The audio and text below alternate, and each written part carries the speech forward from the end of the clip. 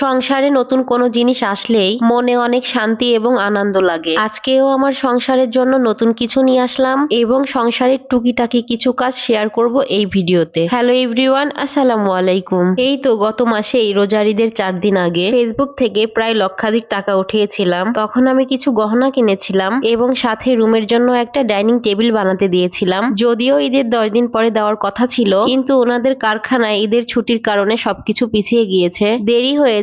তবে আলহামদুলিল্লাহ জিনিসটা খুব বেশি সুন্দর হয়েছে বানানো। আর এই ডাইনিং টেবিলটার নাম নাকি অক্টোপাস ডাইনিং টেবিল। এই টেবিলের ডিজাইনটা অনলাইনে দেখে আমার খুব পছন্দ হয়েছিল, সেই পছন্দ অনুযায়ী কাস্টমাইজ করে বানিয়ে নিয়েছি। সামনাসামনি দেখতে যে কি সুন্দর আর কিউট আপনাদেরকে বলে বোঝাতে পারবো না। যাই হোক, আমার মনের মতো হয়েছে, আলহামদুলিল্লাহ আমি খুব বেশি খুশি। শুধু কিন্তু এটাই না, আমি আমার রুমের জন্য আরো 2টা জিনিস বানাইতে দিয়েছি। নতুন ডিজাইনের গ্লাস ভেলভেট আলমারি, তার সঙ্গে সুন্দর একটা ভ্যানিটি। খুব শীঘ্রই ইনশাল্লাহ নিয়ে চলে আসবো বাসায়, তখনও ইনশাল্লাহ আপনাদের সঙ্গে শেয়ার করব। আর এখন একদম ভর দুপুরবেলা, আপনাদের ভাইয়াও কিছুক্ষণ আগে বাসায় এসেছে। সকালের নাস্তাটাও এই পর্যন্ত করতে পারেনি, বাসা থেকে বের হয়েছে সেই সকালবেলা। এই তো মাত্র কিছুক্ষণ আগেই বাসায় আসলো। আসার পরে আবার লেবার মামাদের সাথে হাতে হাতে একটু কাজ করে দিয়েছে। সবকিছু মিলিয়ে বেচারা খুব বেশি ক্লান্ত, তাই আমি প্রথমেই কিছু ফল কেটে দিলাম। সে এখন বসে বসে ফলগুলো খাচ্ছে, আর অন্যদিকে আমি রান্নার কাজগুলো সেরে নিব। আর আমাদের ফাহিম বাবাটাকে দেখেন, সেও কিন্তু আমাদের সাথে সাথে আজকে অনেক কাজ করেছে, বাবাকে হেল্প করেছে। মাঝে মাঝে একটু দুষ্টামিও করতেছিল, আমি আবার কোলে নিয়ে তাকে আদর করে দিচ্ছিলাম। ছোট্ট মানুষ হিসাবে কিন্তু আমার বাবাটার মাথায় অনেক বুদ্ধি, মাশাআল্লাহ। তো কিছুক্ষণের মধ্যেই আমার রান্নাটা শেষ হয়ে যায়। খাবারটা আমি টেবিলে দিয়ে দিচ্ছি, খুব বেশি দেরি করাবো না, এমনিতেই অনেক বেলা হয়ে গিয়েছে।